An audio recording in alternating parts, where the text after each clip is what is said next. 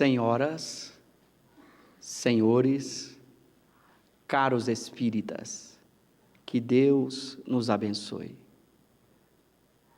Século XIX, de 1855 a 1868, Allan Kardec trabalha dia e noite para nos deixar o Espiritismo. Esta ciência nova que viria explicar os fenômenos inusitados que naquela época haviam se tornado comuns, corriqueiros em toda a Europa, nas Américas, na África. Retornemos a este século XIX, a fim de, junto com o codificador, reproduzirmos as suas pegadas na construção da ciência espírita. Naquela década de 50, de 60, como era a sociedade europeia à sua época? Como estava Paris, como estava a Europa? Do ponto de vista da ciência, aquele século XIX já estava bastante desenvolvido. A ciência houvera sido estabelecida em suas bases mais sólidas 200 anos antes, quando Galileu introduz de forma absolutamente clara o chamado método experimental. Quando Galileu propõe uma nova maneira de encarar a realidade. Diante de fenômenos do mundo, diz Galileu, devemos buscar dar a eles uma explicação, mas não uma explicação em que nós recorrêssemos, como era comum à época, aos livros já existentes, em especial aos livros religiosos. Diante de um fenômeno inusitado que o homem desejasse estudar, à época de Galileu, era comum se recorrer à Bíblia a fim de dar uma explicação àqueles fenômenos. Então Galileu vai propor que, se a gente quiser encontrar uma explicação para os fenômenos naturais, devemos perguntar aos fenômenos naturais, não aos livros. Esta postura de Galileu à sua época foi fundamental para que a ciência se libertasse do domínio, do controle da religião, porque a religião estabelecia em suas bases todo o critério de explicação dos fenômenos do mundo. A religião que dizia como os planetas evoluíam em torno do Sol, era a religião que explicava os mais diversos fenômenos no campo da biologia, da química, da física. Tínhamos que ouvir a religião antes de darmos uma explicação aos fenômenos. Galileu, então, propõe um rompimento. Se eu quero entender um fenômeno natural, eu tenho que perguntar para este fenômeno natural. E a partir desse diálogo da razão com o fenômeno natural, por meio da experiência, é que a ciência deveria ser construída. Então, a ciência nasceria como uma interação entre uma mente racional que pensa e reflete o homem e a natureza por intermédio da experiência controlada, em que, no laboratório, fazendo uso de recursos experimentais, o homem iria construindo aquela teoria científica que deveria servir de base para a explicação dos diversos fenômenos naturais. Então, 200 anos antes desse século XIX, a ciência já tinha estabelecido as suas bases seguras, precisas, que norteariam a todos os pesquisadores que iriam surgir depois. Neste século XIX, no campo da física e da química, já vamos encontrar a teoria de John Dalton, propondo o modelo do átomo como sendo uma bola de bilhar. Para Dalton, o átomo era a menor partícula da matéria, a partir do qual todas as outras partículas ou corpos deveriam ser formados. E à época de Kardec, já se conheciam 63 tipos de átomos diferentes ou de elementos simples diferentes. O átomo de hidrogênio, de oxigênio, de ferro, de cobre, de zinco. Cada uma dessas substâncias eram chamadas simples, porque você não conseguia quebrar um átomo de hidrogênio ou de oxigênio e obter uma outra coisa. A menor partícula possível de ser obtida eram os chamados elementos simples, substâncias simples, formadas desses átomos bases, que combinados entre si, dariam origem a todos os corpos conhecidos na natureza. À época, tínhamos 63 elementos simples. E a concepção de átomo era uma reaparição da concepção atômica grega do átomo como sendo a partícula indivisível, que não poderia ser quebrada, que não poderia ser partida. Daí a palavra átomo, não divisível. Então, na época de Kardec, este era o modelo de matéria conhecida. A matéria era formada de átomos, sendo conhecidos 63 tipos diferentes de átomos que, combinados entre si, dariam origem a todos os corpos. Quando Allan Kardec parte para o mundo espiritual, em 1869 vai começar a surgir um novo modelo de átomo, que vai ser o átomo de Thomson, conhecido como o modelo da gelatina, em que o átomo é quebrado numa área de carga positiva e numa área de carga negativa. Vai surgir os primórdios daquilo que mais tarde vai ser chamado de elétron. Então, a ideia de que o átomo era uma espécie de gelatina coberto de bolinhas, ou um pudim coberto de ameixas, onde essas ameixas seriam as partículas negativas e o resto do pudim a parte positiva da matéria. Mais tarde, no final do século XIX, início do século XX, é que nós vamos encontrar o famoso modelo planetário do átomo, em que vamos identificar um átomo como tendo um modelo parecido com o sistema solar, tendo um núcleo central, uma parte vazia muito grande e os elétrons girando em torno deste núcleo central. Mas este modelo só vai surgir a partir de Lord Rutherford, a partir do seu famoso experimento de 1911. Mas à época de Kardec, portanto, este era o modelo conhecido de matéria.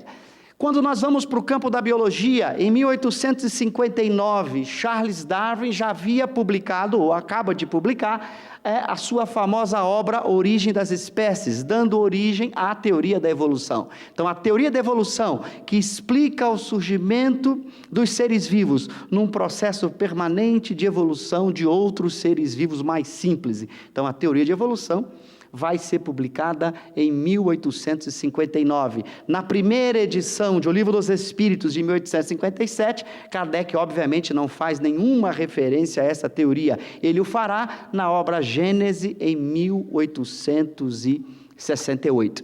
No campo do progresso tecnológico, já vamos encontrar, à época de Kardec, a possibilidade de nos comunicarmos à distância via telégrafo com fio.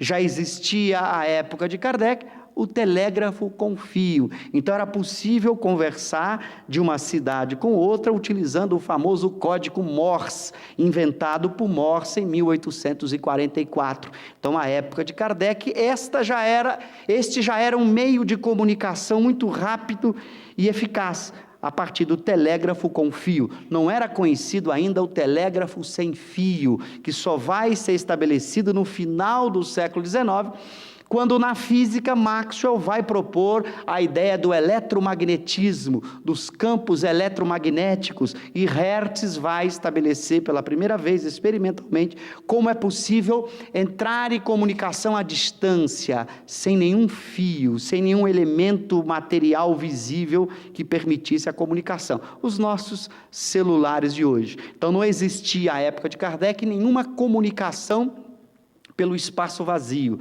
Todo o processo de comunicação se dava utilizando um telégrafo com fio. Mas já tínhamos os trens à época. As viagens que Kardec vai fazer por toda a França, já foi possível fazer essas viagens de trem. Se nós olharmos o mapa de Paris, da área ferroviária em 62, já vamos encontrar linhas ligando Paris, Lyon, Bordeaux e várias outras cidades da França e da Europa. Então já havia o transporte a partir do trem. Não tínhamos ainda o automóvel. A década de 60, 50 do século XIX, ainda não tínhamos o automóvel. O automóvel vai surgir no final do século XIX, os primeiros modelos, mas fundamentalmente a produção em série só vai ocorrer no início do século XX. Então veja, este era o contexto em que nós vamos encontrar o codificador trabalhando. Este contexto é importante para entender o seu trabalho de criação da nova ciência. Imaginem vocês, a gente poderia agora transportar para aquela época, no lugar de Kardec, imaginemos sendo convidado para uma reunião em que as mesas começavam a responder perguntas. Imagine você sendo convidado para uma reunião em que você senta em torno de uma mesa e as mesas, a partir de movimentos e ruídos, começam a responder questões. Claro que a partir de movimento e ruído, uma mesa responder pergunta é um processo de comunicação muito pobre. É muito demorada a comunicação, mas você podia perguntar para a mesa, quantos anos eu tenho? E a mesa poderia responder por um número de batidas. 30 batidas para significar 30 anos. Veja que modo complicado de comunicação. Algumas pessoas, quando perceberam que as mesas, através de ruídos e movimentos, estabeleciam alguma forma de comunicação, foram aperfeiçoando os seus métodos de comunicação. Por exemplo, alguém sugeriu, bom, e se nós colocássemos em cima da mesa um alfabeto desenhado, e alguém fosse percorrendo o dedo por cima do alfabeto, e quando a mesa quisesse que o indivíduo parasse numa letra, ela fazia um barulho. Então você ia percorrendo, se fosse escrever a palavra casa, você ao passar pela letra C, a mesa fazia um barulho e você parava a primeira letra C, depois A, depois S, depois A. Estabeleceu um processo de comunicação um pouquinho mais eficiente do que simplesmente pelo número de batidas e de ruídos. Mas esse processo de comunicação, de início pouco eficiente, serviu para que a própria mesa dissesse ou sugerisse um meio mais sofisticado de comunicação, que a própria mesa sugerisse que se poderia colocar, por exemplo, um lápis numa pequena cestinha. Vocês imaginem uma pequena cestinha de vime, em que você faz um buraco no fundo da cestinha, coloca um lápis neste buraco, a mesa então ficaria apoiada nesse lápis, a cestinha ficaria apoiada nesse lápis, você colocaria um pedaço de papel sobre a mesa, a cestinha com o lápis em cima do pedaço de papel. Algumas pessoas aproximavam suas mãos dessa cestinha, ou mesmo tocavam inicialmente o dedo nessa cestinha, e esta cesta começava a escrever sobre o papel. Aí, desta forma, estabeleceu-se uma comunicação muito mais rápida e precisa, porque a cestinha escrevia sobre um papel. Veja que na medida em que um processo de comunicação como esse é estabelecido, um diálogo muito mais rico surge naturalmente. É claro que vocês imaginem nos salões da época, na Europa inteira, é muito fácil para aqueles que acham que a gente está inventando, é muito simples, basta entrar na internet e nos jornais da época do século XIX. Se você entrar na Biblioteca Nacional de Paris, na Biblioteca Nacional da Inglaterra, em várias outras bibliotecas, e procurar na seção de jornais, você vai encontrar vários jornais relatando esta mania de comunicação com essas mesas, com essas cestinhas. As pessoas começaram a fazer isso de forma bastante corriqueira e permanente. Nos salões de festa em Paris, você encontrava várias mesas com as pessoas reunidas em torno das mesas, fazendo esse tipo de experimento, obtendo e estabelecendo alguma forma de comunicação. Ora, quando Kardec foi assistir a uma primeira sessão dessa, que já estava acontecendo há muito tempo, ele foi assistir, como o vídeo mostrou, pela primeira vez em 1855. Quando ele vai assistir pela primeira vez uma experiência como essa, ele teve uma posição diferente da maioria das pessoas.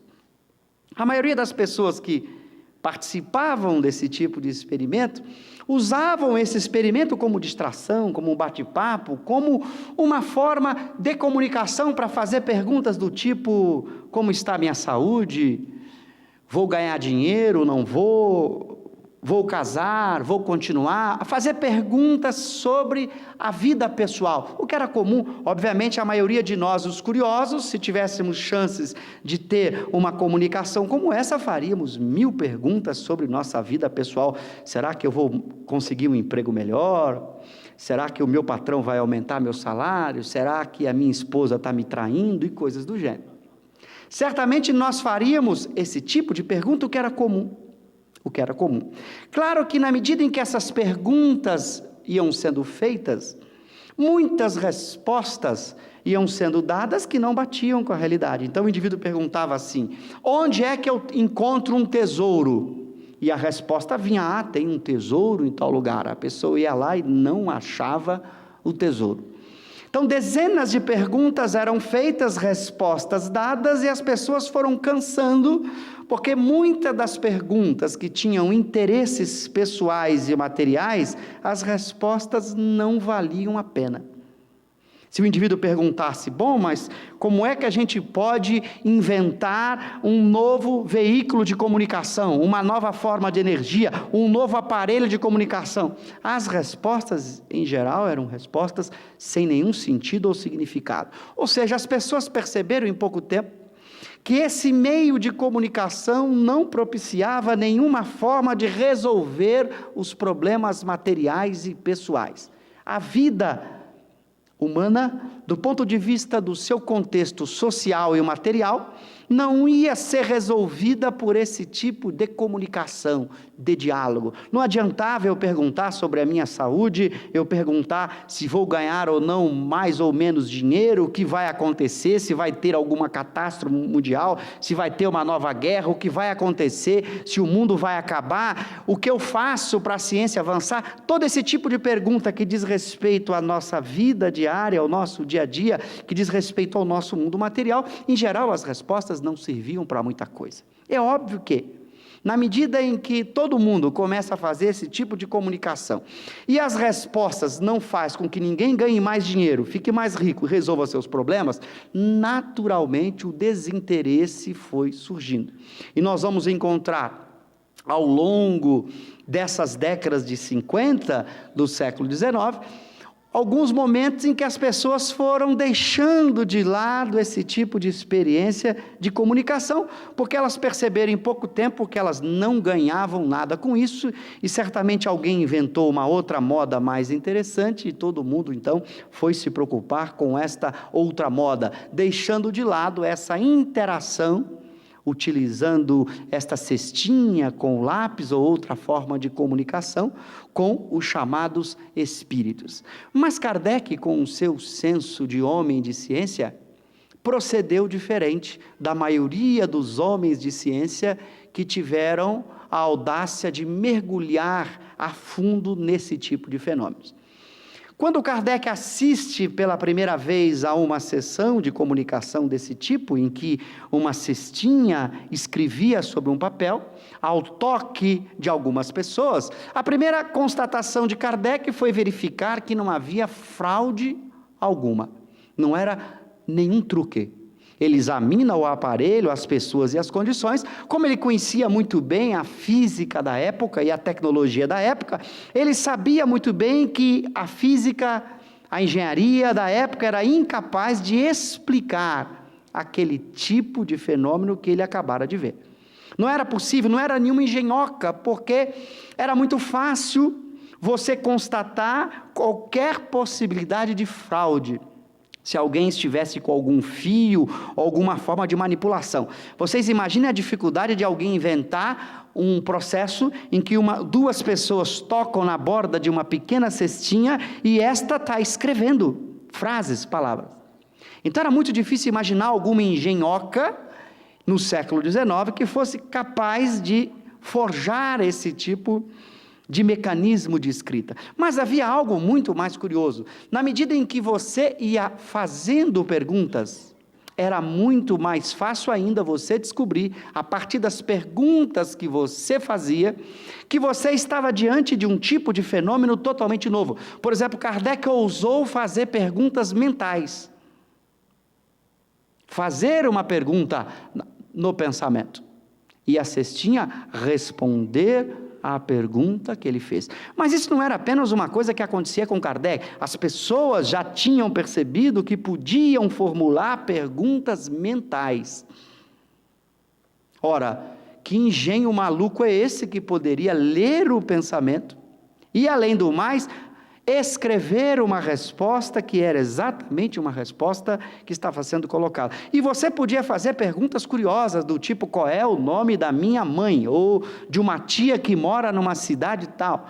Perguntas que ninguém das pessoas presentes saberia responder, e as respostas eram dadas, e você sabia a resposta. Então, durante pouco tempo, fazendo dezenas de experiências desse tipo, o codificador constatou, primeiramente, não havia nenhum tipo de fraude. Estávamos diante de um novo tipo de fenômeno, que a ciência da época não conseguia dar nenhuma explicação possível. É claro que alguns cientistas tentaram dar explicações. Quando as mesas girantes surgiram, aparecia na literatura algumas explicações. Nós temos explicações do tipo: é alucinação. Isto é alucinação, as pessoas estão sofrendo uma alucinação. Mas é curioso, porque os cientistas que diziam que era uma alucinação não explicavam como uma alucinação podia deixar escrito no papel. Porque qualquer um podia levar para casa e ver que estava escrito no papel. Os cientistas não explicavam como uma alucinação podia erguer uma mesa a uma altura considerável do solo, fazê-la mover por todo mundo e espatifar no chão. Então, depois que passou a alucinação, todo mundo podia ver a mesa espatifada no chão, totalmente quebrada.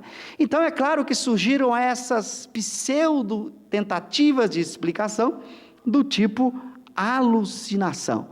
Então, Kardec vai refletir sobre essas explicações, e ele vai escrever todo um tratado sobre a alucinação, mostrando, bom, se isso for alucinação, nós estamos diante de um fenômeno inusitado, um tipo de alucinação que até hoje não foi sequer estudado e investigado pela ciência. Mas há aqueles outros que tentaram explicações desse tipo. Por exemplo, diante dos barulhos, alguém propôs que, na verdade, a mesa fazia barulho, porque haviam ruídos que eram produzidos nas respostas, às vezes, que esses ruídos eram provocados por alguém que, ao tocar na mesa, devia estar raspando a mesa com a unha. Então surgiram explicações de que era alguém que ou raspava a mesa com a unha, ou tinha um determinado tipo de músculo em sua perna que dava estalidos. Então a pessoa encostava na mesa e esses estalidos que às vezes apareciam nos fenômenos eram provocados por esse tipo de mesa. Bom, aí o Kardec diz, a pessoa que propõe esse tipo de explicação nunca assistiu os fenômenos, porque se ela tivesse assistido, ela teria que explicar como estalido escreve numa cestinha palavras. Ela teria que explicar como os estalidos não aparecem só na mesa, o estalido aparece nas paredes da sala onde as coisas estão acontecendo, no ar, no chão. Bom, mas não são só estalidos, porque a mesa se ergue, se levanta, fica num pé só, dança. Eram muitos experimentos em que as mesas dançavam, você cantarolava uma música e a mesa dançava aquela música na sua frente. Então, as tentativas de explicação que vão surgindo à época de Kardec, que merecem um pouquinho da palavra tentativa de explicação, eram absolutamente incompletas, não davam conta de todos os fenômenos. Não adianta eu tentar explicar um conjunto de fenômenos propondo uma hipótese que, na melhor das circunstâncias, poderá explicar um único tipo de fenômeno e não a totalidade dos fenômenos. Então, a grande sabedoria do codificador foi construir, ao longo de 10 anos de trabalho, uma teoria científica muito sólida, que dá conta de explicar todo o conjunto de fenômenos observado à época. Tudo aquilo que ele teve condições de ter acesso. Mas não fenômenos simplesmente que ele observou. Fenômenos e relatos que ele recebe do mundo inteiro. Porque quando ele começa a escrever e a publicar o que eles estavam fazendo, pessoas enviavam suas experiências do mundo inteiro, inclusive do Brasil. Kardec recebe algumas cartas do Brasil, mostrando as experiências que eram acontecidas no Brasil. Cartas da América do Norte, da América do Sul, da Rússia, da África, de todos os continentes. Ele recebeu cartas e documentos com as pessoas relatando diversos tipos de fenômenos. Mas não eram pessoas quaisquer, eram príncipes, juízes, professores, oficiais, comandantes. Não eram pessoas que estavam inventando, eram pessoas sérias, que davam testemunho do fenômeno, relatavam e colocavam a chancela do seu nome, correndo todo o risco do nome importante que representavam a época de Kardec, narrando fenômenos e pedindo a ele que os estudasse e que desse a explicação. Então, examinando dezenas, centenas de fenômenos diferentes, é que o codificador foi construindo, passo a passo, a ciência espírita. E durante 10 anos de trabalho, ele nos deixa o resultado de suas pesquisas. O que aconteceu de lá para cá?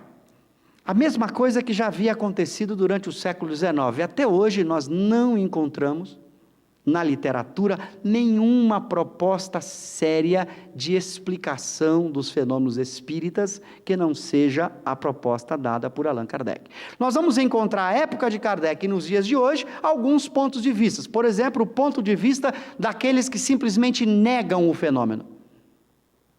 Negam o fenômeno. Nem admitem propor uma explicação porque negam o fenômeno como fato.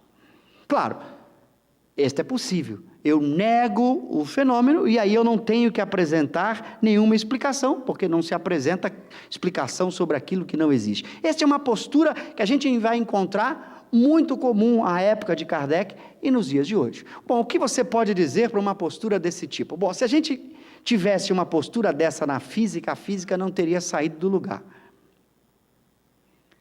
Se a cada teoria física, apoiada num conjunto de fenômenos, nós negássemos os fenômenos, a física não avançava. Há fenômenos da física quântica moderna que só são produzidos em meia dúzia de laboratórios no mundo inteiro. Meia dúzia de laboratórios no mundo inteiro. E nenhuma pessoa que não seja o especialista daquele laboratório tem condições de reproduzir e de entender aquele fenômeno. E, no entanto, nós aceitamos a opinião dessa meia dúzia de privilegiados que dizem, não, descrevem um fenômeno, dizem tal coisa sobre o fenômeno e propõem uma explicação, e nós não questionamos. Fenômenos que nós, criaturas normais, em condições normais, em nossas casas e laboratórios simples, seríamos incapazes de reproduzir, porque o fenômeno exige certas circunstâncias, certos equipamentos, certos recursos tecnológicos que poucas pessoas dispõem. Então, certos fenômenos com aceleradores de partícula, por exemplo, para citar um exemplo, se tem algum físico me ouvindo, são reproduzidos apenas em alguns poucos laboratórios espalhados pelo mundo. E, no entanto, a gente acredita no testemunho, no relato, porque a pessoa que fez a experiência séria, ela não tem interesse de mentir, e nós acreditamos no seu relato, e o seu relato faz algum sentido. Nós poderíamos dizer que esta não foi uma postura, por exemplo, adotada por aqueles que negaram os fenômenos espíritas. Eles simplesmente negaram, sem nenhuma base. Sequer procuraram frequentar uma reunião sequer para verificar se o que está acontecendo lá é uma fraude. Nem tiveram o trabalho de ir a uma sessão em que esses fenômenos aconteciam para verificar, estou ali diante de uma fraude, porque aqueles que negam o fenômeno dizem, bom, o fenômeno não existe porque as pessoas estão fraudando, estão inventando. São mágicos espetaculares que inventam esse tipo de fenômeno. Nem sequer se deram ao trabalho de verificar, como fez Allan Kardec, da realidade dos fenômenos, que eram de fato fenômenos, ou seja, fatos do mundo real. Bom, mas há uma outra questão. Algumas pessoas que tentaram fazer os fenômenos, reproduzir os fenômenos, esqueceram de algumas coisas. Não conseguiram, muitas vezes, reproduzir o fenômeno, e aí partiram para a negativa. Viu? Eu tentei, não deu certo, logo todos os fenômenos são falsos, há fraude naqueles que acontecem. Bom, mas veja, quando eu vou reproduzir uma experiência qualquer, um fenômeno qualquer, eu preciso compreender as condições em que o fenômeno acontece. Se eu pedisse a vocês que fizessem água agora, eu quero que vocês produzam água. Aí, na cadeira de vocês, eu digo para vocês, olha, você para fazer água precisa de hidrogênio e oxigênio. Bom, experimentem aí. Você fala, não é bem assim. Aí se tem algum químico presente, mas não, professor, para eu fazer água, eu tenho que ir lá para o laboratório de química, juntar hidrogênio e oxigênio numa certa pressão, numa certa quantidade, passar uma corrente elétrica por esses gases, para que a corrente elétrica sirva de catalisador e então o hidrogênio se combine com o oxigênio, produzindo água. Então, todo fenômeno tem condições para serem realizados. Então, se eu não cumprir determinadas condições, eu não vou conseguir o fenômeno. Então, a primeira coisa que deve fazer o homem de ciência é estudar que condições são essas. E, obviamente, para que você possa estabelecer as condições, só é possível estabelecer no interior de uma teoria. Por exemplo, tudo aquilo que eu disse sobre como produzir água, dependeu de uma teoria química, que foi construída ao longo da história da química, que se chegou então ao átomo de hidrogênio, ao átomo de oxigênio, toda uma teoria para que essa experiência possa ser feita. Ninguém faz experiência sem teoria. Olha muito bem, preste atenção na frase que vou repetir. Ninguém faz experiência sem teoria. É por isso que se não sou químico e vou a um laboratório de química, imagine, você sai daqui e vai a um laboratório de química do Unicamp, você que não conhece nada de química, experimenta fazer qualquer experiência, você não tem condições nem de começar. E mesmo se você visse alguém fazer uma experiência, você seria incapaz de entendê-la. Porque para se fazer uma experiência, se pressupõe uma teoria que dê as bases a partir do qual a experiência vai ser feita, vai ser construída. Isso nós aprendemos já desde Galileu, que ciência, que teoria e experiência caminham juntas. Você vai construindo a teoria junto com a experiência. E é ao longo do processo de construção da ciência que teoria e experiência vão sendo refinadas, aperfeiçoadas e construídas. E a ciência nasce dessa interação entre a razão humana, na tentativa de explicar o fenômeno, e a experiência que ele faz em torno do fenômeno. Então, o codificador vai apresentar em O Livro dos Médiuns a teoria explicativa de todos os fenômenos conhecidos. Quando você estuda essa teoria, você vai perceber por que certos tipos de experiência eu não consigo fazer. Por que agora eu não consigo pegar aquele lápis ali e fazê-lo escrever sobre o papel? Porque a teoria espírita proposta por Kardec vai explicar muito bem por que eu não conseguiria fazer isso. E a gente pode adiantar um pouquinho dessas explicações. Primeiro que certamente, mesmo que eu fosse um médium chamado psicógrafo, que é alguém que fornece um dos ingredientes necessários para a produção desse fenômeno, que Kardec vai discutir, existe um tipo especial de pessoa, que tem uma característica de emissão de alguma coisa, que Kardec vai chamar de um fluido próprio, a esse tipo de fenômeno. Mas mesmo que eu fosse, Kardec mostra que esse tipo de fenômeno exige uma certa combinação entre o elemento que vai escrever, o espírito, e o médium, combinação essa que nem sempre se faz de forma fácil. Por exemplo, se tiver muita gente próxima, distraída, pensando várias coisas diferentes, perturba esse processo de sintonia.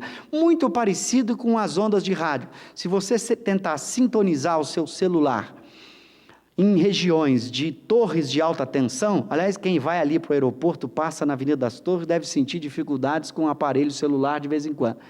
Então, da mesma maneira que para fazer certas sintonias com aparelhos, eu preciso saber o que pode influenciar esse processo de sintonia. Isso é um fenômeno físico que tem condições sobre os quais eu tenho que obedecer. Kardec vai explicar na obra quais são essas condições. Por que da dificuldade de certos tipos de fenômenos em alguns ambientes, em alguns lugares, por algumas pessoas? E por que certas facilidades em outros ambientes, em outros lugares, em outras pessoas? Então, cabe ao cientista estudar da teoria estabelecida, buscar, utilizando as condições dessa teoria, estabelecer aquelas experiências e demonstrar que essa teoria não responde à experiência. Ou propor uma outra teoria que explique aqueles fenômenos. Simplesmente a proposta de negativa é possível, mas aquele que nega uma ciência não pode falar mal dela. Ou ele propõe uma outra, ou ele demonstre que ela está equivocada. Então, para ser sincero, ele simplesmente deveria dizer: eu desconheço, eu não sei. Esta seria a postura honesta: eu não sei, eu desconheço. Essa postura é possível, mas eu não posso, pela simplesmente postura da negação, dizer isto que os espíritas explicam é um absurdo, porque aí me caberia perguntar para ele: onde está o absurdo? Você conhece a teoria? Estudou os fenômenos? Fez as experiências? Não. Então, como você diz que aquilo que você não conhece é um absurdo, então a sua opinião é absolutamente leviana. Não me interessa, porque a sua opinião não tem bases sobre as quais ela se apoiasse. É como se eu tentasse dizer para um físico que estivesse fazendo uma palestra de mecânica quântica, que eu dissesse para ele: olha, mecânica quântica, isso é tudo falso, essas experiências são absurdas, e ele perguntasse para mim: mas você já fez alguma? Não, nem sei o que é mecânica quântica. Bom, se eu não sei o que é, por que estou falando sobre aquilo que eu não sei? Ou eu estudei o fenômeno, estudei o conjunto de fenômenos e propus uma teoria diferente, explicativa, e mostro que a minha teoria, diferente da espírita, responde melhor ao conjunto de fenômenos, explica melhor do que a espírita o conjunto de fenômenos. Ou então eu mostro, estudando a teoria espírita, que há erros, que há contradições nela. Isso é uma outra postura. Você estuda uma ciência, investiga as suas bases e mostra que ali tem erros, que ali tem falhas. Está para nascer o crítico que tenha feito isso até hoje. Passados 150 anos do Espiritismo, nós não encontramos nenhuma das duas posições até hoje. A posição daquele que tenha estudado os fenômenos e proposto uma teoria alternativa, ou a posição daquele que tenha estudado os fenômenos e demonstrado que a teoria espírita está errada, está equivocada. Passados 150 anos, o que nós ainda encontramos hoje são pessoas que dizem: eu não acredito. Bom, também não acredito na mecânica quântica, não acredito na teoria da evolução. Bom, dizer não acredito, eu posso dizer não acredito em qualquer coisa. Isso não tem nenhum peso. Não acredito, tudo bem, é um direito seu, mas eu acredito, que também é um direito meu. Ou seja, se ficarmos no terreno de simplesmente eu acredito, eu não acredito, a gente não faz ciência alguma. Cada um pode acreditar no que quiser ou não acreditar no que quiser. Mas esse não é o terreno da ciência, não é o terreno do eu acredito, eu não acredito. É o terreno da discussão racional em torno de fenômenos, de fatos que precisam ser investigados, pesquisados, avaliados à luz de alguma proposta teórica. Não, há algumas propostas curiosas que Kardec investiga à sua época. Há propostas do tipo assim: é a mente humana que produz todos esses fenômenos. Olha que explicação maravilhosa. Todos os fenômenos espíritas existia já à época de Kardec, pessoas que presenciaram as experiências, concluíram que não eram fraudes, que não eram invenções, e disseram, bom, tudo isso é a mente humana que faz, é o cérebro humano que faz tudo isso. Aí você pergunta como faz, não sei, é segredo, é milagre, eu não entendo, mas um dia a ciência vai saber. Olha que coisa interessantíssima. É como se eu estivesse diante de um novo fenômeno físico e a mecânica quântica propõe uma explicação e eu dissesse para ela, não é isso, é a mente humana que interfere nesse aparelho. Mas como interfere? Não sei, mas um dia alguém vai descobrir como. Vale o mesmo raciocínio para a física, o mesmo. Quer dizer, você falar que é a mente, mas não propõe como ela faz, você não construiu teoria alguma. Você simplesmente criou uma palavra para dizer não sei. Então, dizer, é uma mente humana que produz o fenômeno, mas eu não sei como se dá, é a mesma coisa que dizer sobre o fenômeno. Eu nada sei sobre ele. Dá na mesma. Eu apenas ampliei um pouco mais as frases. Ao invés de eu dizer o não sei de cara, eu criei uma frase no meio. É a mente humana. Mas não sei como faz. Isto em ciência é desastroso. Um cientista que dissesse isso para a física, para a química, para a biologia, seria rechaçado na academia. É a mente, mas eu não sei como é. Então tá bom, um dia que você souber como é, você venha conversar comigo de novo. Porque até lá, a sua frase é uma pura negativa que não me diz respeito. Agora, eu estou ousando propor uma teoria, em que eu explico o fenômeno à luz dessa teoria. Se você não concorda com a teoria, prove onde ela está errada. Estude, investigue, faça a demonstração dos seus erros. Ou então proponha uma outra. Se você não quer fazer uma coisa nem outra, é possível, é um desejo seu, você não quer se meter com isso. Tudo bem, nós respeitamos, ninguém tem a obrigação de estudar o que eu quero estudar, de investigar o que eu quero investigar. Mas se omitir ou desejar não participar do debate, não me dá o direito de chamar quem está no debate de estar errado, de estar inventando, de estar fazendo uma teoria falsa. Eu não tenho esse direito, porque se eu, por opção, sair fora do debate, eu não tenho o direito de debater com quem está lá dentro, do mesmo jeito que eu faria na física, na química, da biologia. Se eu não estudo mecânica quântica, não vou falar mal dela para os físicos, se eu nem sei o que é isto. Então, durante todo esse século XIX, Kardec dá um exemplo de como é possível construir uma ciência sobre um conjunto novo de fenômenos, e uma ciência que explica com detalhes cada um dos fenômenos conhecidos até hoje. A sua teoria foi tão bem construída que até hoje nenhum fenômeno novo que surgiu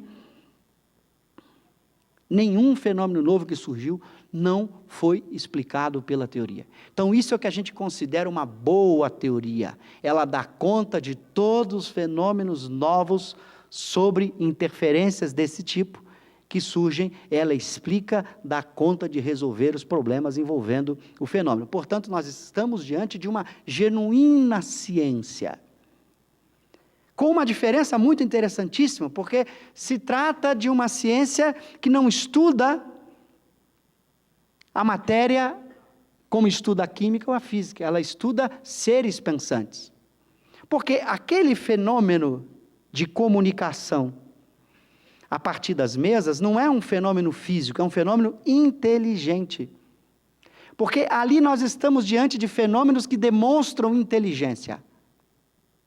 Diferente de fazer a síntese da água. Eu não vou lá e pergunto assim para o oxigênio e para o hidrogênio, você quer se combinar para fazer a água ou não quer? Se eu passar a corrente elétrica, você vai se combinar ou não para formar a água? Não, agora, o fenômeno de que nós estamos tratando, os chamados fenômenos espíritos, envolvem inteligências. Porque você faz uma pergunta e a pergunta é respondida. Então, Kardec vai propor um raciocínio muito elementar. Se nós estamos diante de efeitos inteligentes, a causa tem que ser inteligente. Não é uma causa mecânica, como é as causas que tratam dos fenômenos físicos, químicos ou biológicos. São causas inteligentes que precisam ser investigadas. Desta investigação, ele tirou uma primeira conclusão, que esta só bastaria para a gente parar aqui e não falar mais nada.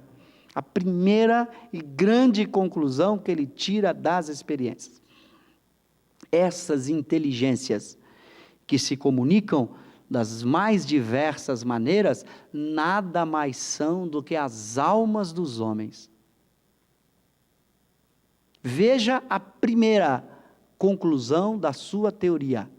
Nada mais são do que as almas dos homens. Isso significa, diz ele, que há em nós um ser pensante que sobrevive à morte do corpo. Vamos chamar isso de alma, deem o nome que quiser. O nome é uma questão da gente entender. Mas se eu chamar de alma esse ser pensante que sobrevive à morte do corpo, é deste ser que nós estamos falando nos fenômenos de comunicação, pelas mais diversas formas em que a comunicação se dá.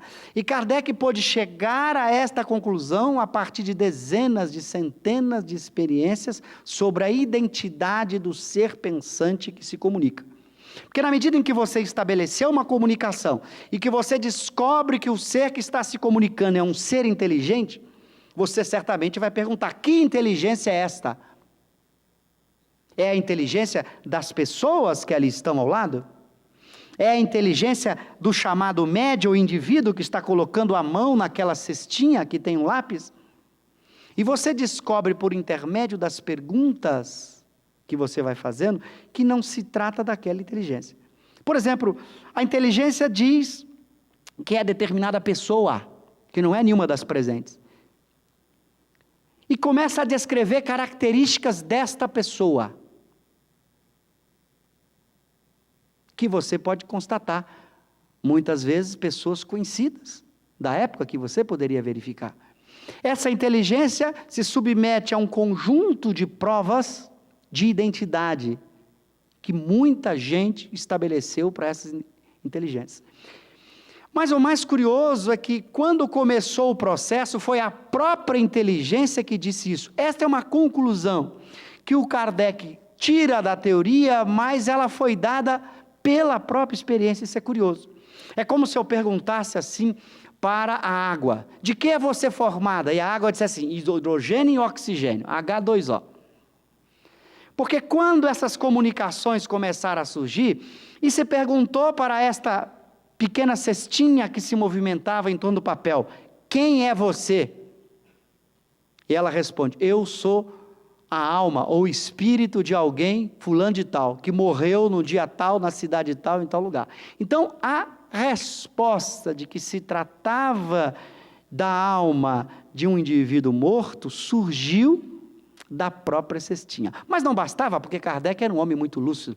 Não adiantava a cestinha escrever que era a alma de fulano de tal.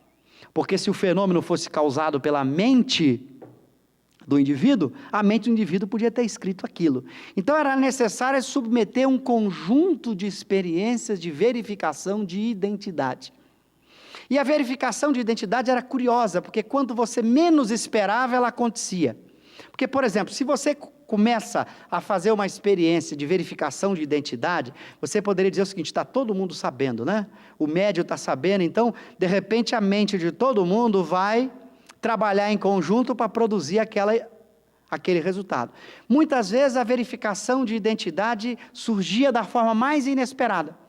Era quando a cestinha escrevia e a assinatura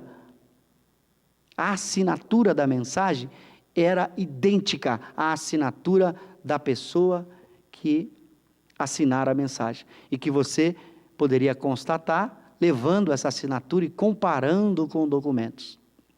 Às vezes, essa cestinha dava informações tão íntimas e precisas que somente a pessoa envolvida poderia viver. É claro que você poderia propor uma explicação seguindo a esteira desse cientista brilhante que diz que é tudo o cérebro. Eu poderia dizer: não, é o cérebro. O cérebro é capaz, eu vou propor aqui uma teoria que resolve tudo isso. O cérebro é capaz de captar o pensamento de todo mundo e fica numa região escondida, porque eu não sei onde está, E esse indivíduo médio, ele capta o pensamento de todo mundo, mortos e vivos, e ele guarda isso e nessa hora ele se manifesta. Claro, aí está uma belíssima teoria de explicação. Só que eu tenho um problema muito sério. Como explicar que esse cérebro pode guardar tudo isso, só acontecer com alguns indivíduos e guardar, inclusive, de pessoas mortas há 1000 anos, há 500 anos. Pessoas mortas de outros países, a quem esse cérebro não teve sequer algum contato. É claro que eu posso inventar para qualquer conjunto de fatos, isso sabem os filósofos e cientistas há muito tempo, que para qualquer conjunto de fatos eu posso criar dezenas de teorias diferentes que as explicam. Que os explicam, dezenas de teorias diferentes que explicam o mesmo conjunto de fatos. O que vai ser fundamental é quando eu comparo essas teorias. Quando a teoria é mais extraordinária do que o fato, eu começo a desconfiar. Porque essa hipótese de um cérebro que capta o pensamento de todo mundo e guarda numa região escondida para só se manifestar de forma inconsciente de vez em quando, é muito fantástica para que eu possa dar qualquer crédito a ela. Eu poderia aplicar a mesma teoria a qualquer fenômeno biológico e dizer exatamente assim. Aquele fenômeno físico quântico que ocorre no laboratório é produzido por um cérebro à distância que manipula aquela ferramenta, aqueles instrumentos e produz aquele resultado. Eu posso até dizer, é aquele cérebro lá, dá até o nome dele, João. Bom, o que você vai dizer? Bom, como eu não posso verificar se é isso mesmo, porque eu não explico, quando diz a teoria, como é que o cérebro faz isso, logo é como inventar uma proposta que não funciona. Então, nós vamos encontrar ao longo dos quase 10 anos, dos mais de 10 anos de trabalho de Kardec, e ao longo desses 150 anos, apenas propostas desse tipo. Ou propostas que negam os fenômenos, dizendo que não há fenômeno algum. A maioria dos que negam nunca fizeram as experiências. Ou propostas daqueles que atribuem explicações tão fantásticas, tão miraculosas, que a gente não pode levar a sério, porque essas explicações não servem para absolutamente nada. Então, quando Allan Kardec propõe esse conjunto rico, maravilhoso e bem construído que é a ciência espírita, a gente se encanta com a capacidade desse homem de propor uma teoria que resiste a 150 anos de investigação. Mas, como eu dizia no começo, a primeira conclusão que ele chegou, não porque a cestinha escreveu que era uma alma, mas ele chegou ao longo das dezenas de experiências para demonstrar a identidade que se tratava de fato daquele ser, ele chegou a essa conclusão que só ela deveria mexer profundamente com a humanidade, de que esses seres são as almas dos que morreram. Isso significa que não há morte. Mas veja, não é uma proposta religiosa, porque as religiões, as mais diversas, sempre disseram que a alma sobrevive. Sempre disseram. Não se trata de mais uma proposta religiosa. Se fosse, a gente não deveria se incomodar. Já existem tantas. Sempre se falou que a alma sobrevive. O problema é que o conjunto de experiências demonstrou como conclusão lógica que é a alma dos que morreram.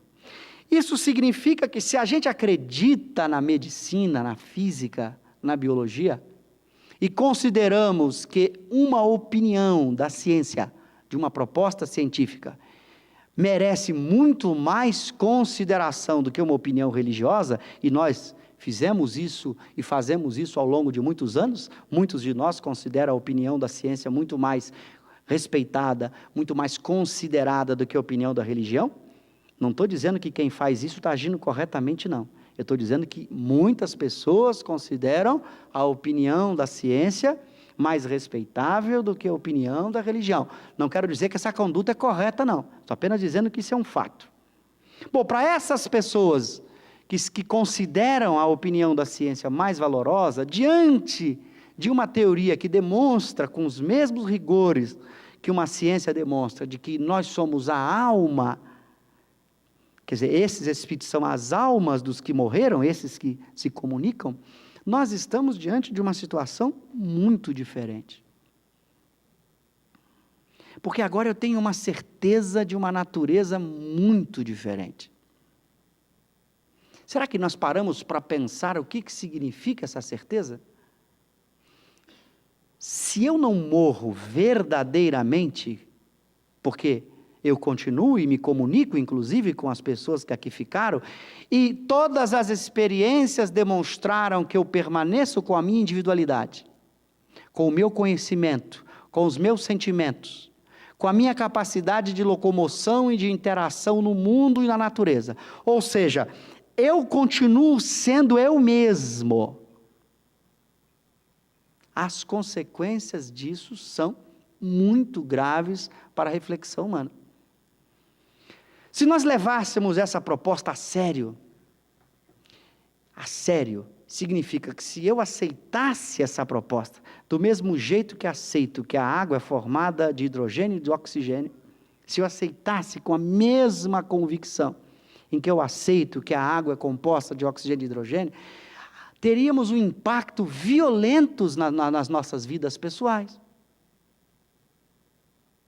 O primeiro impacto natural seria não ter medo de morrer. Não é verdade? Esse seria o primeiro impacto natural, porque a morte não existe. Então, vou ter medo de quê? Não tenho medo de morrer. Absolutamente, porque não há morte alguma. O corpo não constitui a minha essência pensante. Não sou eu o indivíduo que pensa e que sente este corpo, porque ele acaba e eu continuo sentindo, pensando, agindo, interagindo, movimentando. Ou seja, a minha natureza essencial não sofre nenhum desgaste. Imagine se alguém chegasse para você e o transformasse num Superman sem a criptonita. Parece brincadeira, mas tente em você se colocar no lugar de um Superman sem a criptonita. O que significa? Alguém que não pode ser destruído em nenhuma hipótese. Veja que coisa admirável que chega ao codificador. Cada um de nós é um ser indestrutível. Não podemos ser destruídos. Não há fenômeno físico natural nenhum capaz de desorganizar os tecidos da alma, a estrutura da alma. Veja as consequências de ser um Superman sem a criptonita. Porque é isso que a conclusão chega. A minha integridade, eu não posso jamais ser destruído, aniquilado, modificado na minha essência. Ninguém, nenhum fenômeno é capaz de produzir qualquer desarranjo, desajustes na natureza da alma. Ora, essa é uma consequência que deveria ter um impacto muito grande sobre as vidas de cada um de nós. O primeiro impacto era perder o medo completo de qualquer circunstância, em qualquer lugar. Medo de doença, medo de morte, medo de problema, medo de dificuldade. Porque eu diria, bom, eu sou imortal, não há medo algum. Eu não preciso ter medo de nada. Um sujeito que me dá o tiro não me mata. Um sujeito que me agride não me mata, não me prejudica, não me altera. Isto daria para cada um de nós um reforço interior gigantesco. Que às vezes a gente não para pensar, porque a maioria de nós é duvidante, né? A gente fica assim, sei lá, o Cosme pode estar errado, Kardec pode estar errado, vai que eu morro. Vai que eu morro. Agora veja que coisa curiosa, a gente não fica assim, sei lá se a água é formada de oxigênio, de hidrogênio, sei lá se eu tomo esse analgésico, ele não vai explodir aqui a minha casa inteira, Sei lá se eu fico aqui nesse anfiteatro, porque os engenheiros fizeram aqui o cálculo usando física, sei lá, essa física deve estar toda errada. Sei lá se eu continuo falando aqui na frente desse microfone e de repente esse microfone explode, destrói todo mundo aqui.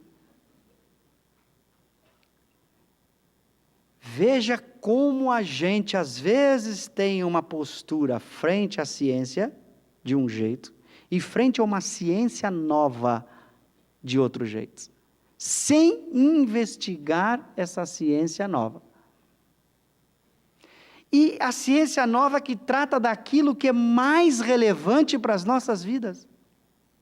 Gente, tudo mais é secundário. O que é mais importante na vida de uma pessoa do que ela ter certeza se morre ou se continua? Não tem nada mais importante, porque tudo mais vira secundário ante essa indagação. Porque se a resposta for um sim, como dá a doutrina espírita, muda completamente a minha postura ante a vida.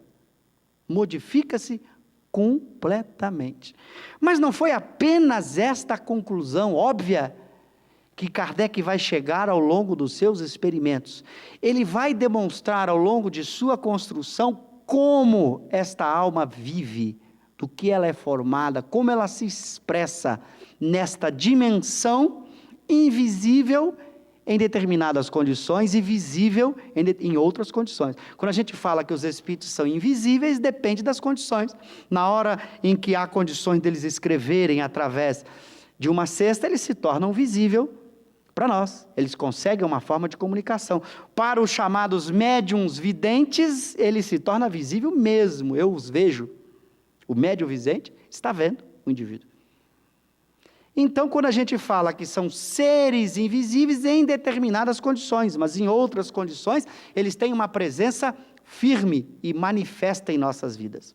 E Kardec chega a demonstrar que há uma situação em que a presença deles é sempre constante e permanente, e todos nós conseguimos identificar. Olha que coisa curiosa.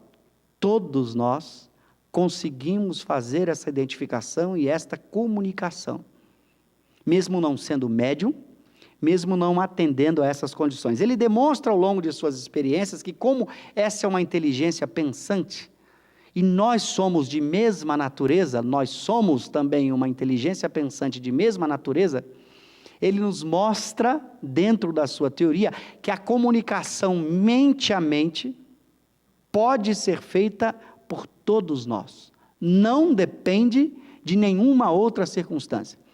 Então, o que acontece é que a maioria de nós não sabe fazer essa distinção.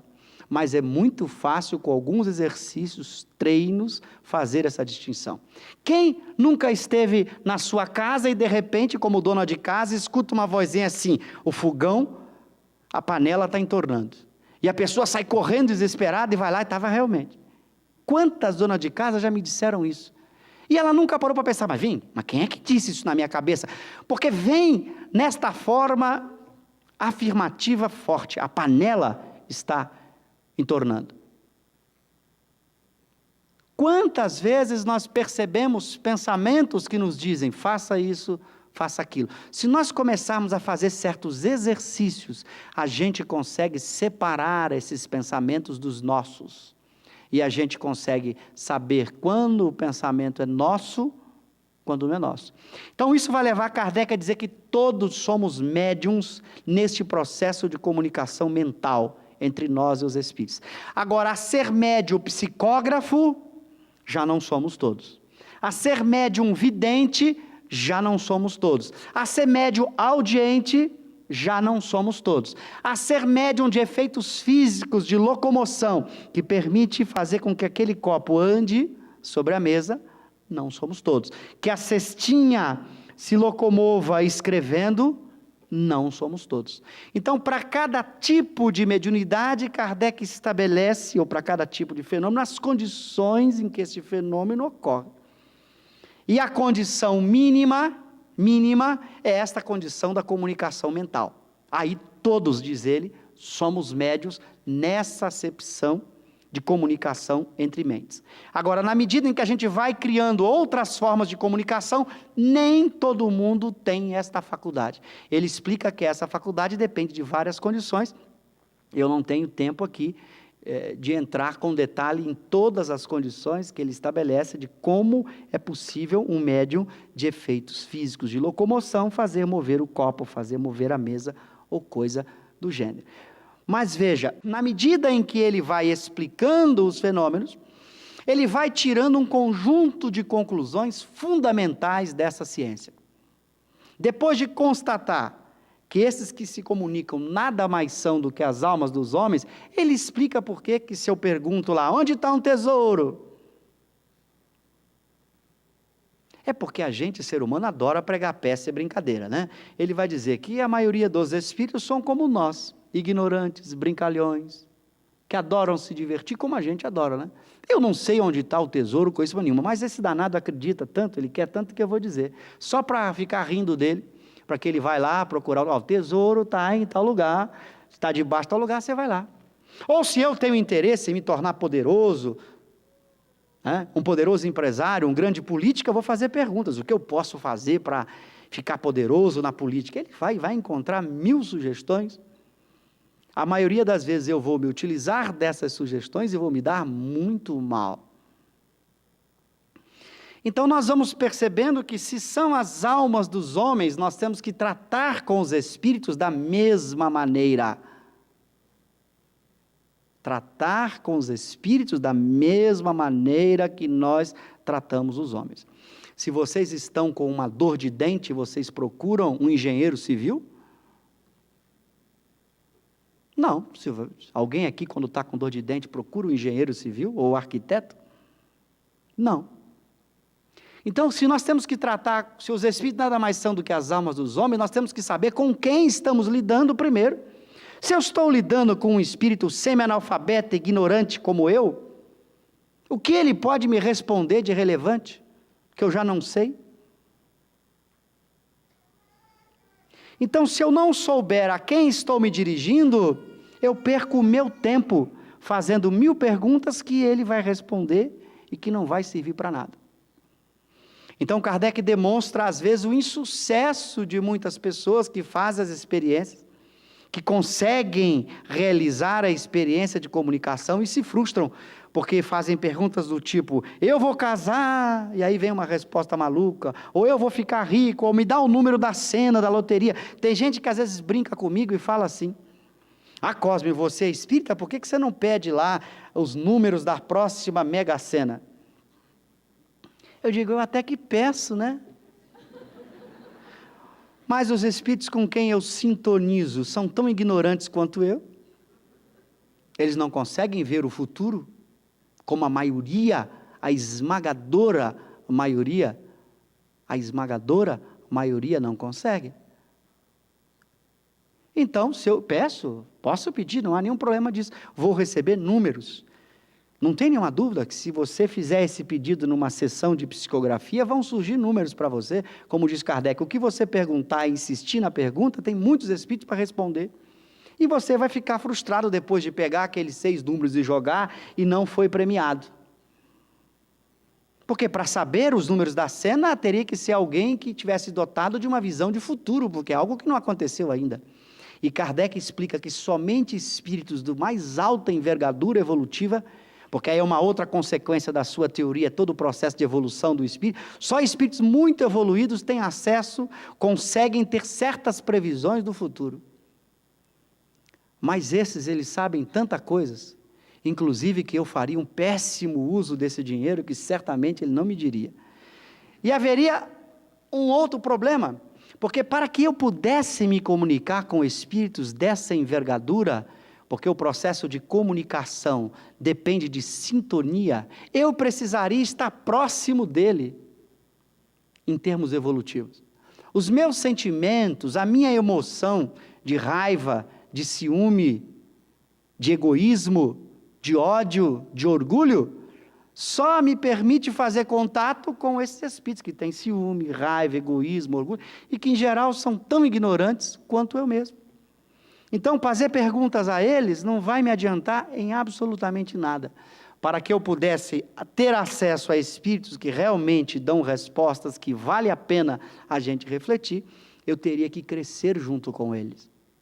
Por isso as dificuldades, às vezes você faz a estrutura experimental, reúne ali as pessoas bem intencionadas, e você vai analisar a comunicação, tem algumas coisas boas e tem coisas horríveis. O problema da sintonia é como na lei física a sintonia do rádio. A frequência está cheia de ruído, então você pega um pouco da voz, mas vários ruídos. E esses ruídos se refletem no tipo de frase, no tipo de comunicação. E Kardec vai ao longo de sua obra demonstrando esses ruídos, mostrando como é que você tem que trabalhar esses ruídos, o quanto você tem que burilar às vezes uma comunicação para que ela possa ser eliminada dos diversos ruídos colocados pelo médium, pelos assistentes presentes, porque você está num plano de sintonia mental, em que cada um de nós está pensando e influenciando nesse processo de comunicação mental. É como se a gente estivesse ligando aqui um celular e diversas transmissoras de celular estivessem na mesma frequência. Por que aqui, se eu estou com a TIM, eu pego, se eu estou com a Vivo, eu pego, se eu estou com a Claro? Aqui no salão não pego ninguém, não sei se já notaram isso. Você abrir aí, não deve pegar sinal aqui. Mas se eu estou em lugar, por que eu pego? Porque cada transmissor vai funcionar numa frequência diferente. Se todo mundo processasse na mesma frequência, eu não pegaria nada, seria ruído. Então a gente sabe isso do processo de onda eletromagnética da física, e quando a gente passa a pensar que o pensamento também tem uma estrutura em que é preciso estar na mesma faixa, não tem outro nome para usar, a gente usa as faixa frequência, não é que o pensamento seja onda eletromagnética. Por favor, não é. Não é. Se fosse, a gente detectava facilmente o pensamento usando detectores de onda eletromagnética. Apenas uma metáfora para dizer que, do mesmo jeito que você tem essas frequências, se vários vibram na mesma frequência, um interfere na comunicação do outro. Daí a gente entende que o processo de comunicação precisa ser estudado, investigado, para que a gente possa obter uma comunicação proveitosa, extraindo condições e conhecimentos muito mais adequados àquilo que a gente pede, àquilo que a gente procura. Então veja, este é o bom senso de uma doutrina que é construída ao longo de 14 anos de trabalho ininterrupto, de um grupo de pessoas, de espíritos, e com o comando na terra de Allan Kardec, que soube elaborar, construir essa doutrina. Os espíritos o ajudavam, davam dicas, sugestões, provocações. Muitas vezes ele estava redigindo a teoria, e os se comunicavam, diziam: você precisa rever determinados parágrafos que você escreveu, que não está claro, não é isso, você não entendeu. Mas é um trabalho longo de experiência, de elaboração, indo depois para a experiência para saber se aquelas informações batiam com os resultados da experiência mediúnica. Então ele construiu uma ciência admirável que dá conta dos fenômenos que a gente precisa que desse conta. Agora veja, esta primeira consequência que eu falei da imortalidade vai puxando várias outras.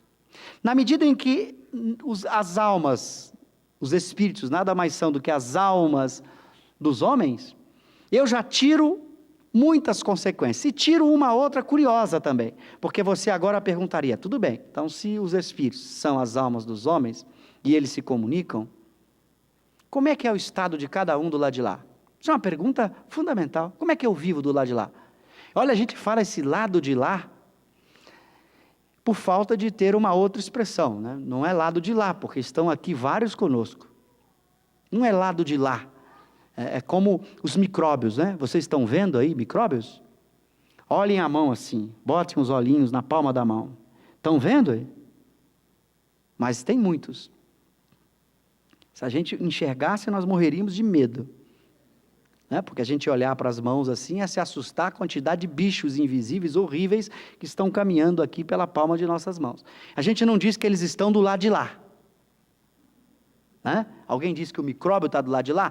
A gente diz o lado de lá porque é um tipo de fenômeno que requer condições. Do mesmo jeito que para ver o micróbio, eu preciso de condições, um aparelho óptico adequado, um aparelho eletrônico adequado, para interagir, comunicar com os espíritos, eu preciso de certas condições. A mesma coisa, não há diferença nenhuma.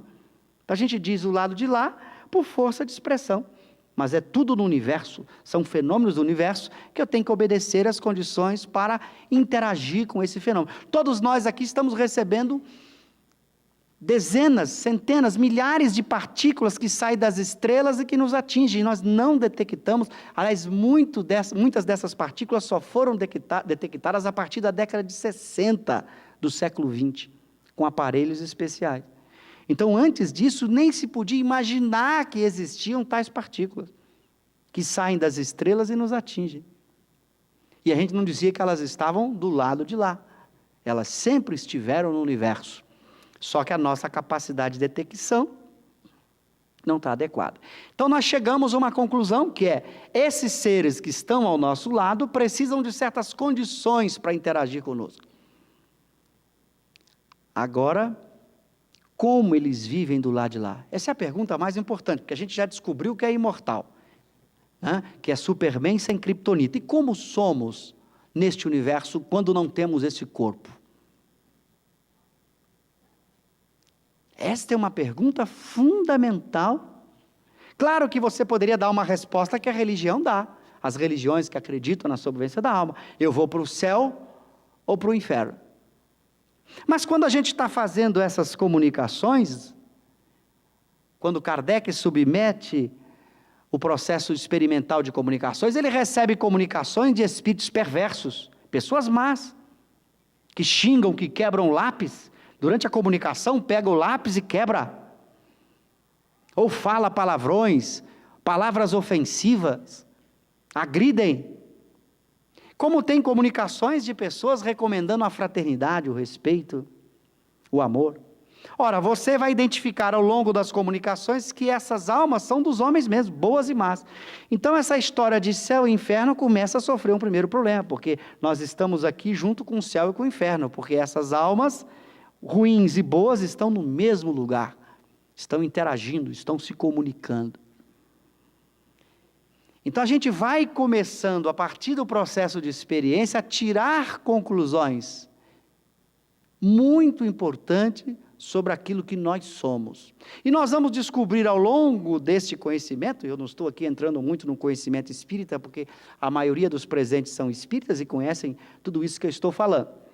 Então, o que eu quero dizer é que o que é mais importante é a gente extrair esta capacidade do Kardec de construir uma ciência da forma como ele construiu. E para que esse nosso conhecimento espírita não é um conhecimento como outro qualquer, que nasceu da cabeça de um sujeito, pura e simplesmente, que inventou um conjunto de hipóteses e teoria, mas nasce num processo de construção científica análogo a que nasceu e que nasce qualquer ciência que o homem estuda. Agora, no momento em que eu passo a observar isso, muda muito. Com certeza muda muito.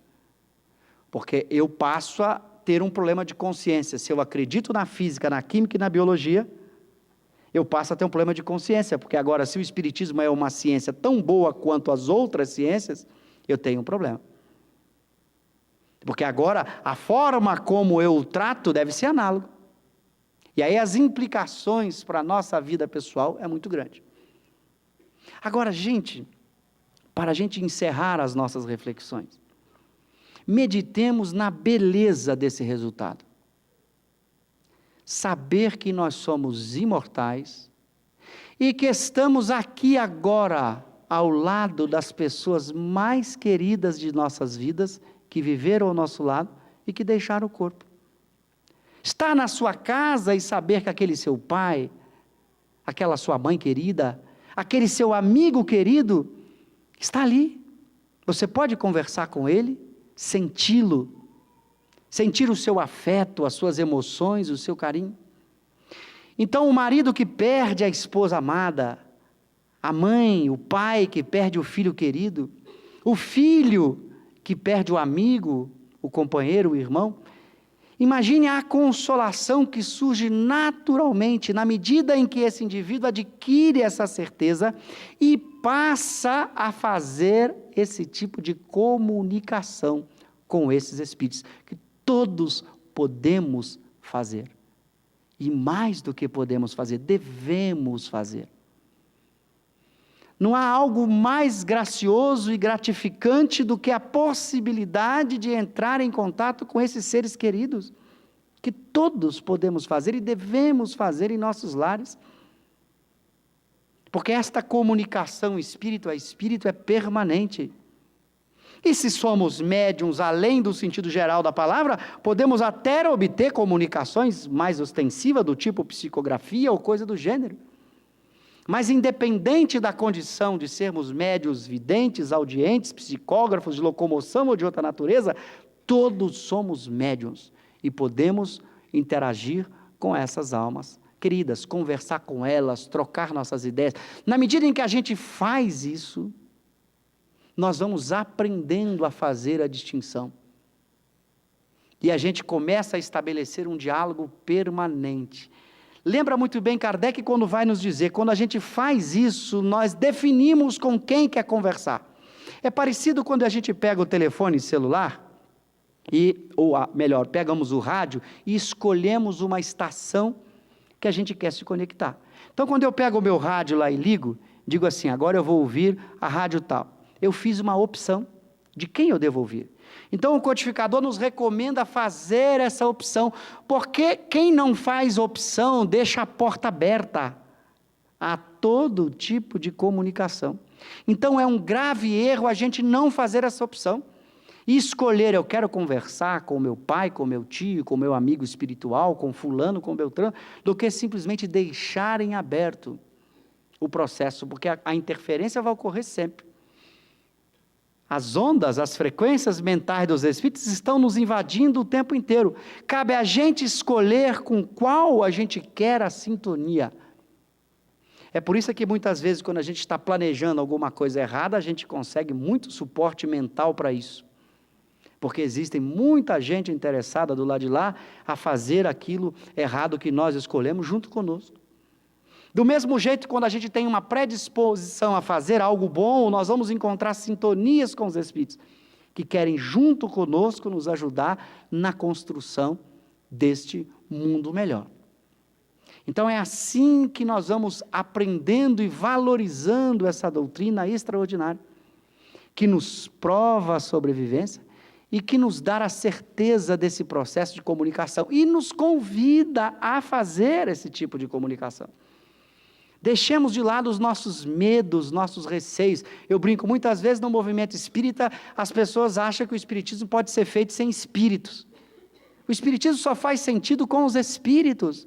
Nós temos que perder o medo de conversar com eles, de interagir com eles, porque nós o fazemos, quer queiramos ou não. Eles se comunicam, nos influenciam, quer a gente queira ou não, o tempo todo. Então, antes que a gente se submeta a qualquer um, que a gente possa fazer essa escolha. Então, durante as nossas preces, durante as nossas orações, no nosso lar, no nosso ambiente de trabalho, buscarmos essa sintonia e nós vamos descobrir, na medida em que a gente vai aprendendo a fazer a sintonia, a identificar o pensamento ruim do bom. Você vai aprendendo a fazer essa identificação. De repente, diante de um companheiro de trabalho um pouco mais ríspido, vem aquela vontade, grite, xingue, brigue, responda. E às vezes, você simplesmente se entrega achando que é um desejo seu, e não é às vezes um desejo seu. Você simplesmente está cedendo a um desejo alheio.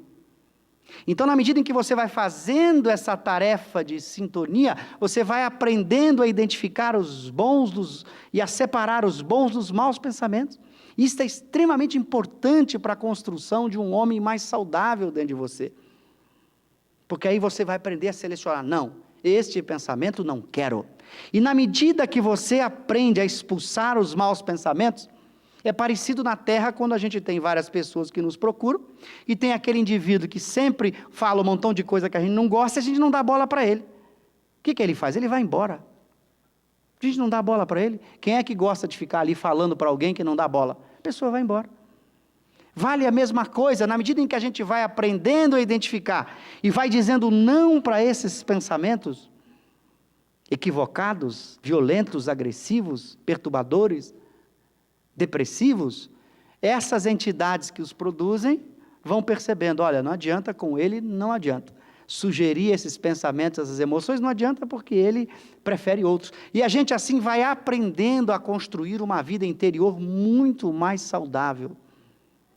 E a gente vai tendo uma euforia, uma felicidade maior, porque a gente começa agora a escolher a frequência do bem, da fraternidade, da alegria, do prazer, da amizade, do carinho, do afeto. E na medida em que a gente vai adquirindo essa sintonia, nós vamos vivendo isso também no nosso dia a dia, sendo mais amigos, fraternos, criando esse ambiente de amor e paz, que é o nosso objetivo. Ninguém constrói felicidade em ambiente de crise, de briga, de luta, de conflito. A felicidade é construída nesse mundo, nesse campo de sentimento, de amor e de fraternidade. Então nós vamos aprendendo a separar, eliminando essas interferências prejudiciais à nossa saúde interior e à nossa saúde corporal. Então é um exercício muito grande que nós temos que fazer e muito importante, nós espíritas. Se nós sabemos disso, temos a certeza de que somos espíritas e que nos comunicamos, não podemos mais deixar isso passar. Estabelecermos essa comunicação, porque ela ocorre sempre, aprender a identificar os diversos pensamentos e escolher o caminho mais adequado para as nossas vidas. Então isso nos dá muito mais segurança na vida, muito mais tranquilidade, a gente relaxa, porque somos imortais. Sem medo nenhum, porque nenhum espírito pode destruir-nos ou fazer-nos mal, porque nós somos Superman sem criptonita. Não temos nenhuma condição de sofrer qualquer desajustes na nossa estrutura espiritual por interferência de um espírito mau, perverso, que nos queira mal. A influência no pensamento e nas emoções. O espírito mau, perturbado, o indivíduo que foi na terra alguém ruim e que resolva nos atrapalhar depois de morto, ele nos inspira pensamentos e emoções. É o máximo que ele pode fazer. É dizer para a gente, agrida, brigue, ou passar aquela emoção de raiva, que a gente começa a sentir raiva. O máximo que ele consegue fazer é atuar no plano dos sentimentos e do pensamento. Jamais poderá alterar a nossa estrutura da alma, nos agredir, fazer qualquer tipo de violência contra a alma. Não há, nós somos absolutamente inacessíveis enquanto alma a esse tipo de interferência de outra alma. Uma alma só consegue interferir sobre a outra no plano do sentimento e da emoção, não para destruí-la, para feri-la, para machucá-la fisicamente falando.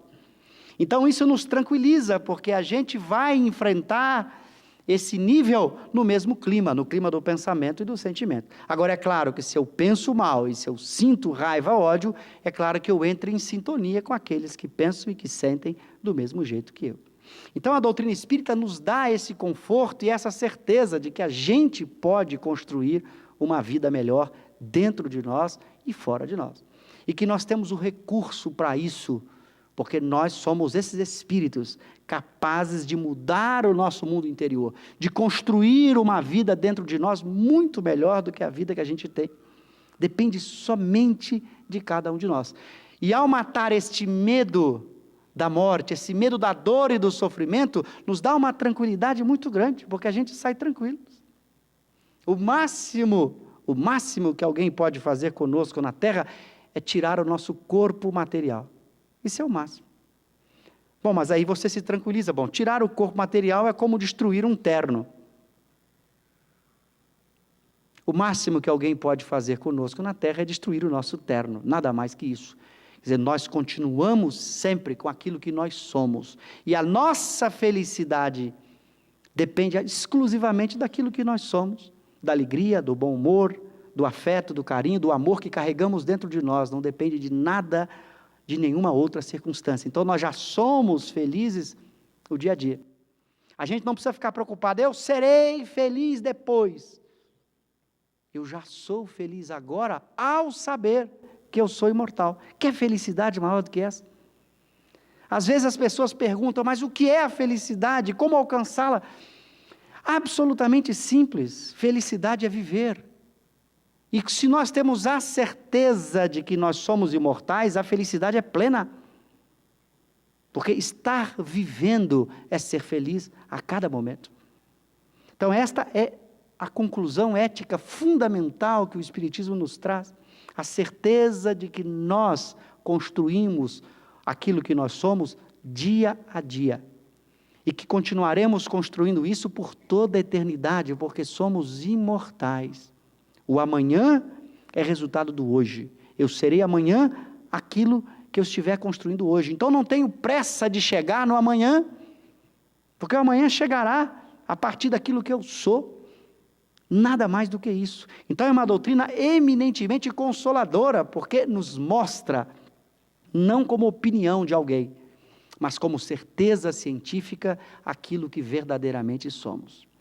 Então, nesse dia, 18 de abril, em que nós comemoramos esses 150 anos dessa filosofia, dessa ciência admirável, saibamos realmente agradecer a Allan Kardec pelo trabalho de 14 anos de dedicação, para nos legar uma ciência das mais importantes, porque cuida daquilo que mais nos interessa, a nossa verdadeira vida, a nossa verdadeira felicidade. E que a gente possa sair daqui, chegarmos em nossos lares, agradecer e orar a Jesus, pedindo que Kardec receba um pouquinho do nosso pensamento de gratidão, por tudo isso que ele nos legou durante 14 anos de trabalho, e que poucas vezes valorizamos. É a grande ciência da vida, que nos dá a orientação precisa para uma vida feliz, para uma vida melhor. Muito obrigado e que Deus nos abençoe.